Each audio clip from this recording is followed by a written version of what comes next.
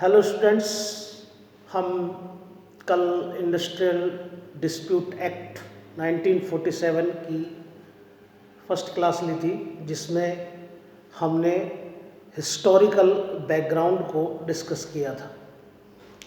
आज हम उससे आगे बढ़ेंगे।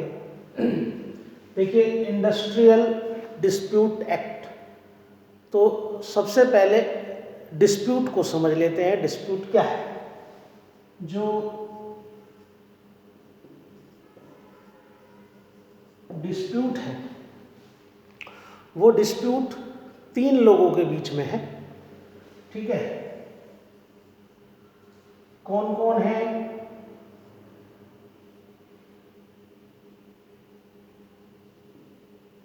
Employer, employee,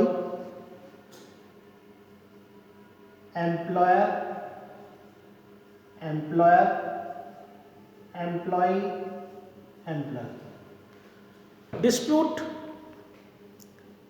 employer employee, employer employer, employee और एम्प्लॉय के बीच में भी हो सकता है। ठीक है, कोई इंडस्ट्री होना चाहिए और उसके अंदर डिस्प्यूट हुआ हो इन तीन लोगों के बीच। सबसे ज़्यादा जो डिस्प्यूट होते हैं वो एम्प्लॉयर एम्प्लॉय के बीच में, लेकिन एम्प्लॉयर एम्प्लॉयर के बीच में और एम्प्लॉय एम्प्लॉय के बीच में भी डिस्प्यूट हो सकते हैं। ठीक है, तो कोई डिस्प्यूट होना चाहिए और वो किन लोगों के बीच में हो? इन तीन लोगों के बीच में हो। और उस डिस्प्यूट को लेकर के रीजन क्या है?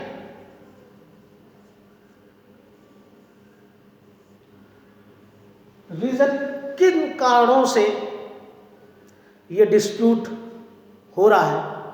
तो बेसिकली अगर मैं कहूँ कि भाई फैमिली रीजन्स, तो फैमिली रीजन्स का इंडस्ट्री से क्या प्रॉब्लम, इस डिस्प्यूट से, इंडस्ट्रियल डिस्प्यूट से क्या प्रॉब्लम?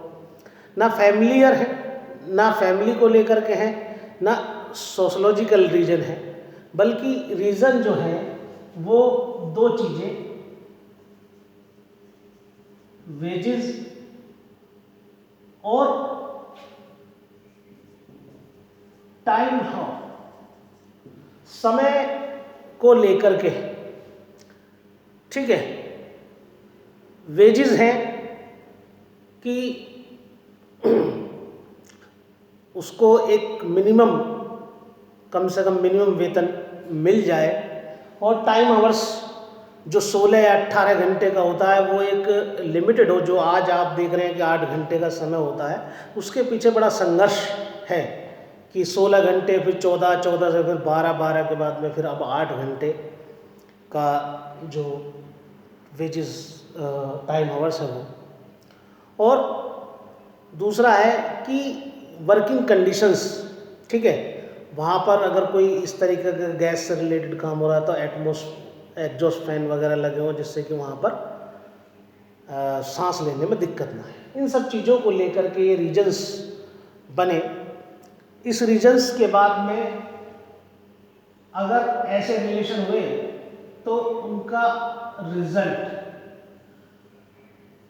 रिजल्ट क्या हुआ? जो उनके रिलेशनशिप थी, जो उनके रिलेशंस थे, वो कैसे हो गए? बैड हो गए, यानी कह लो हैम्पर हो गए। ठीक है, उनके संबंध अच्छे नहीं रहे इन कारणों की वजह से। और जब ऐसा हुआ तो इफेक्टेड,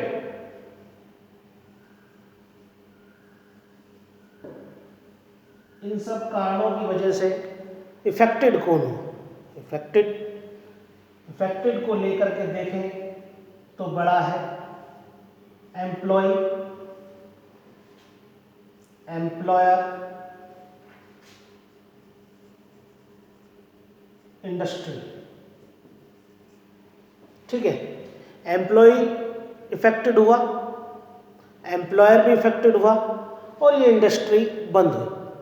जब ये इंडस्ट्री बंद हुई उस शहर से, ठीक है, जहाँ पर कुछ लोगों को डायरेक्टली और कुछ लोगों को इनडायरेक्टली काम मिल रहा था, ठीक है, वो बंद हो गया, तो उस सिटी पर भी प्रभाव पड़ा। सिटी के बाद में फिर उस स्टेट के ऊपर और स्टेट के बाद में कंट्री। ठीक है, तो इसका इफेक्ट इतना ज़्यादा है कि पूरे देश को प्रभावित कर रहा है। तो भाई ये समस्या ज़्यादा लंबे समय तक ना चले, इसका सॉल्यूशन होना चाहिए।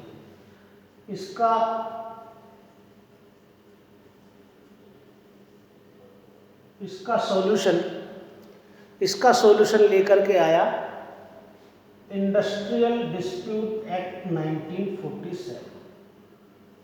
ये इसका सॉल्यूशन लेकर गया। सॉल्यूशन क्या कि जो एम्प्लॉयर है या जो एम्प्लॉई है वो क्या ना करें, वो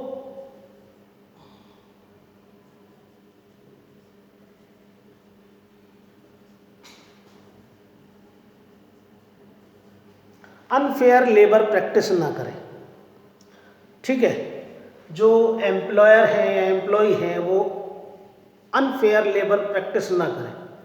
ठीक है, प्लस में जो एम्प्लॉयर या एम्प्लॉई है ये विदाउट रीजन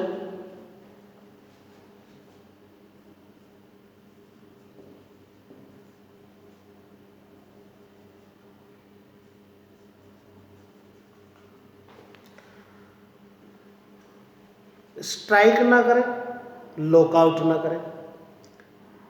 जो एम्प्लॉई है वो अगर उसके पास में कोई बहुत बड़ा रीज़न नहीं है या एम्प्लॉयर के पास में कोई बहुत बड़ा रीज़न नहीं है तो वो उसको लॉकआउट या स्ट्राइक वो दोनों ना करें, क्योंकि दोनों के हित आपस में मिले हुए हैं।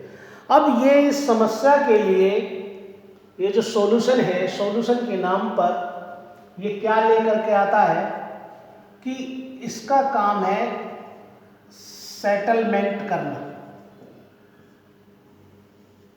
ठीक है, इंडस्ट्रियल डिस्प्यूट एक्ट में हम किसी मजदूर को या एम्प्लॉयर को सजा नहीं देते, सजा देने के बजाय क्या कराते हैं, इन दोनों के बीच में सेटलमेंट कराते हैं। और सेटलमेंट कुछ इस तरीके से कराया जाता है कि हेल्दी रिलेशन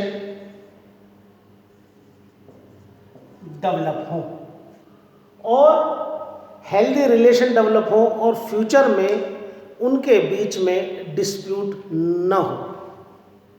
इस तरीके से हम इनके बीच में सेटलमेंट कराते हैं। कौन?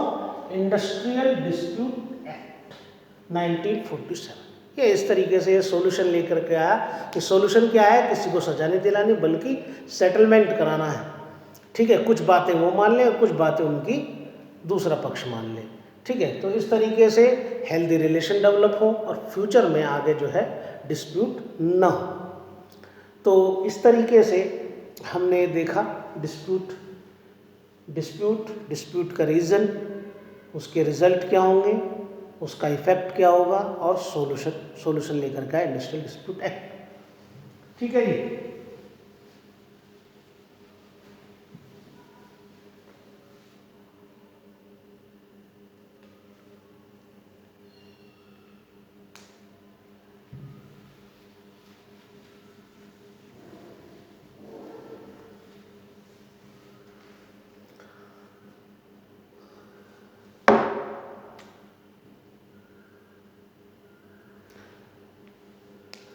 अब हम देखते हैं कि इस एक्ट में, ठीक है, इंडस्ट्रियल डिस्प्यूट को किस तरीके से डिफाइन किया गया है।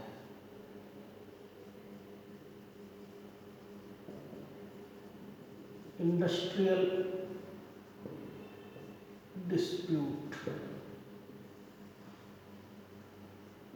डिस्प्यूट, ठीक है, कहाँ है ये?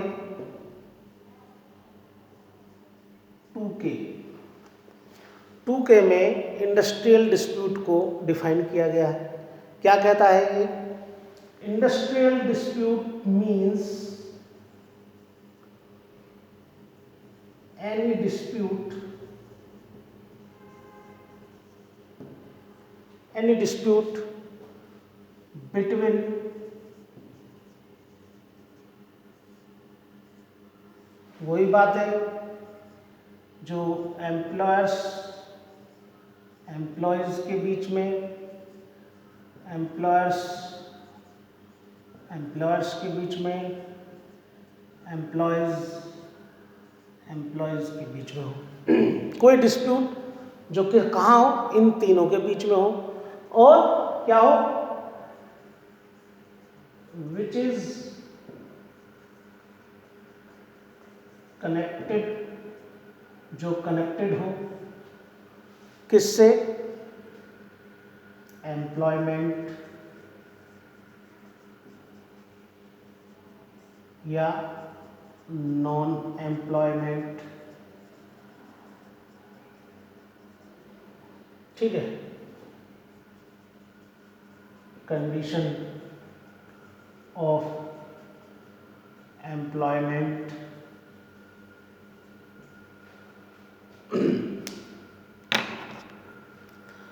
ठीक है, कंडीशन ऑफ लेबर, इनसे रिलेटेड हो। इंडस्ट्रियल डिस्प्यूट एक्ट, सबसे पहले डिस्प्यूट की हमने डेफिनेशन देखी, फिर इस एक्ट में, इंडस्ट्रियल डिस्प्यूट एक्ट में, इंडस्ट्रियल डिस्प्यूट की डेफिनेशन कहाँ है, 2K में है, और वो क्या कहता है कि कोई डिस्प्यूट जो हो एम्प्लॉयर एम्प्लॉय के बीच में, एम्प्लॉयर एम्प्लॉयर के बीच में, एम्प्लॉय एम्प्लॉय के बीच में, और जो कनेक्टेड हो किससे, एम्प्लॉयमेंट से, नॉन एम्प्लॉयमेंट से, या कंडीशन ऑफ एम्प्लॉयमेंट या कंडीशन ऑफ लेबर से, तो ऐसा डिस्प्यूट इंडस्ट्रियल डिस्प्यूट कहा जाएगा। ठीक है जी।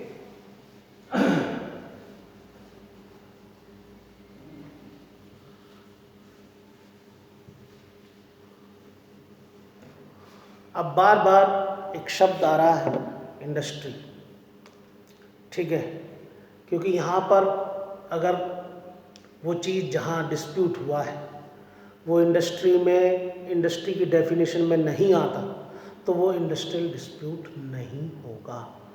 तो ये हमें पता होना चाहिए कि कौन सी चीज़ें इंडस्ट्री में आएंगी और कौन सी चीज़ें इंडस्ट्री में नहीं आएंगी। ठीक है, तो इसके लिए हमें इंडस्ट्री की डेफिनेशन देखना होगा कि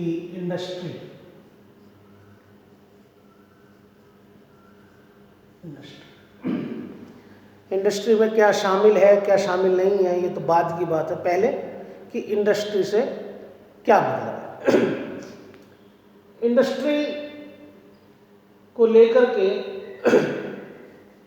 जो इस बेर एक्ट में इंडस्ट्री को डिफाइन किया गया है वो है 2J में।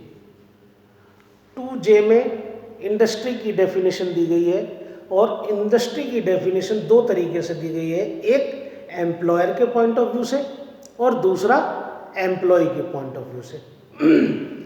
तो क्या कहता है, इंडस्ट्री मीन्स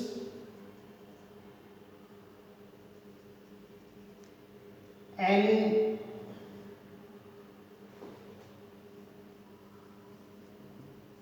कॉलिंग, ठीक है, any business, any undertaking, any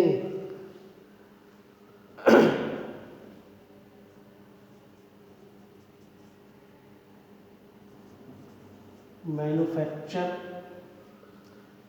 ठीक है, और एनी ट्रेड, ठीक है। इंडस्ट्री से मायने हैं कोई कॉलिंग, कोई बिजनेस, कोई अंडरटेकिंग, कोई मैन्युफैक्चरिंग और कोई ट्रेड, ठीक है। किसका, ऑफ एम्प्लॉयर्स, एम्प्लॉयर्स का कोई कॉलिंग, कोई बिजनेस, कोई अंडरटेकिंग, कोई मैन्युफैक्चरिंग और कोई ट्रेड। ये तो डेफिनेशन हुई एम्प्लॉयर के पॉइंट ऑफ व्यू से, ठीक है। और दूसरी बात ये कहता है एंड इसमें इंक्लूड है, इसमें इंक्लूड है क्या,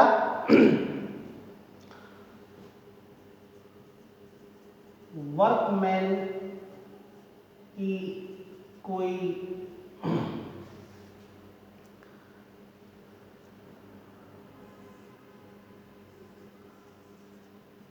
कॉलिंग सर्विस, ठीक है, एम्प्लॉयमेंट,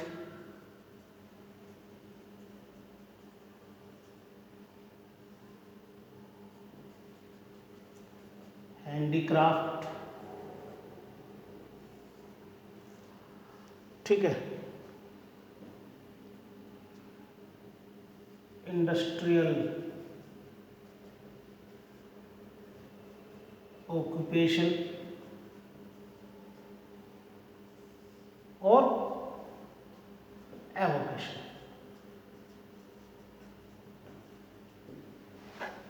ठीक है। इंडस्ट्री की डेफिनेशन दो तरीके से, एम्प्लॉयर के पॉइंट ऑफ व्यू से, एम्प्लॉय के पॉइंट ऑफ व्यू से। एम्प्लॉयर के पॉइंट ऑफ व्यू से क्या है, एम्प्लॉयर का कोई calling, business, undertaking, manufacturing, trade, ठीक है। और इसमें शामिल है वर्कमैन का कोई कॉलिंग, कोई सर्विस, कोई एम्प्लॉयमेंट, कोई हैंडीक्राफ्ट, कोई इंडस्ट्रियल ऑक्यूपेशन और कोई एवोकेशन, ठीक है। कोई इसका एवोकेशन मतलब उसका उपव्यवसाय, ये सब इसमें शामिल है। तो ये जो डेफिनेशन है ये आपके इंडस्ट्रियल डिस्प्यूट एक्ट के सेक्शन 2J में डिफाइन जो डेफिनेशन क्लॉज है सेक्शन 2 इसमें। अब हम देखते हैं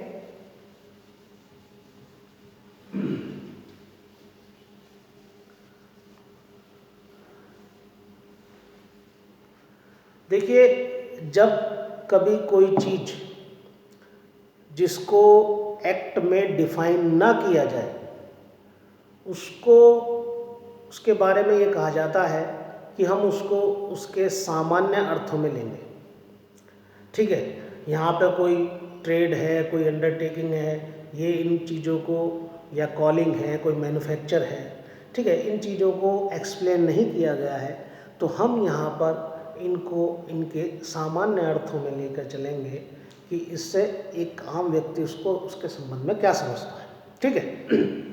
ध्यान रखना, इंडस्ट्री पर एक लैंडमार्क केस आया,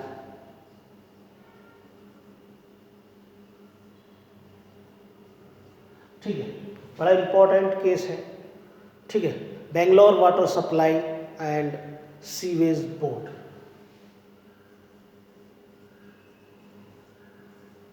बेंगलोर वाटर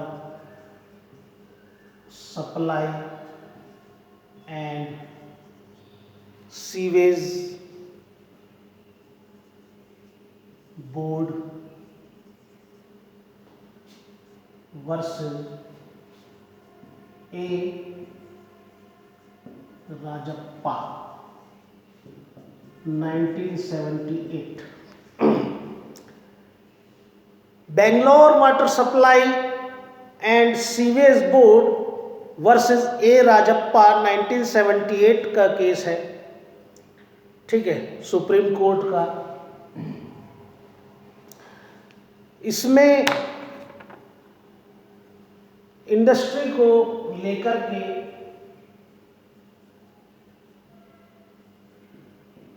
क्या हुआ, ट्रिपल टेस्ट किया गया। किस लिए, for scope of the definition of industry, ठीक है। इंडस्ट्री को लेकर के ट्रिपल टेस्ट किया गया कि जो इस ट्रिपल टेस्ट में आएगा वो इंडस्ट्री है, और जो इस ट्रिपल टेस्ट की डेफिनेशन में नहीं आएगा, वो इंडस्ट्री नहीं। ये चीज़ें इसमें लेकर के की गई। तो क्या है ये तीनों चीज़ें, इसको देखते हैं। ठीक है, ये ट्रिपल टेस्ट क्या है इसको देखते हैं। Landmark case Bengaluru water supply versus Bengaluru water supply and sewage board versus A Rajappa. इसमें तीन चीज़ें ट्रिपल टेस्ट किया गया। ठीक है जी, इन तीनों चीज़ों को देखते लेते हैं क्या है। ठीक है, तो इसमें ये पहला कहा गया कि systematic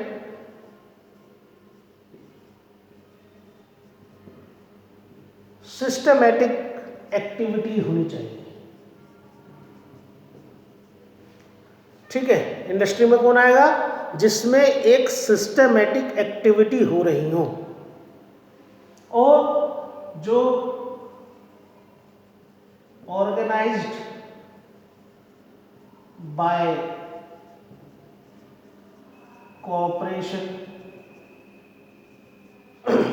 cooperation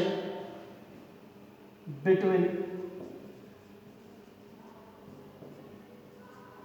employer and employee, और जो ऑर्गेनाइज्ड हो रहा हो बाय कोऑपरेशन बिटवीन एम्प्लॉयर और एम्प्लॉय। ठीक है, और तीसरी बात जिसमें क्या हो रहा हो, production and distribution of service and goods.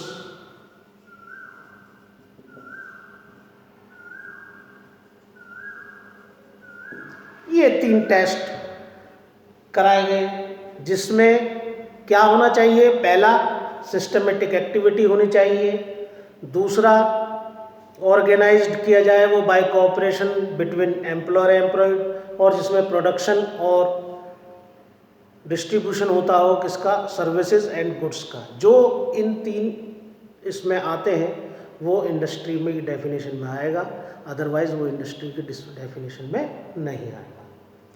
ठीक है, और इसी में जो क्या करता हो, कैलकुलेट, ठीक है, टू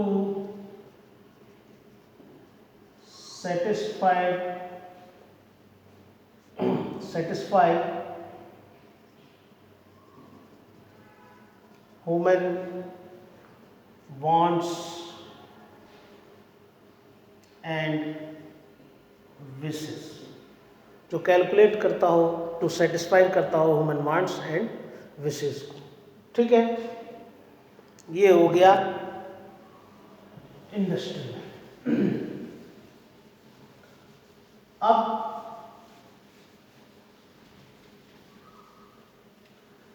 इसमें एक चीज ध्यान रखना, थोड़ा जगह नहीं थी उसलिए रफ कर दिया, कि वहां पर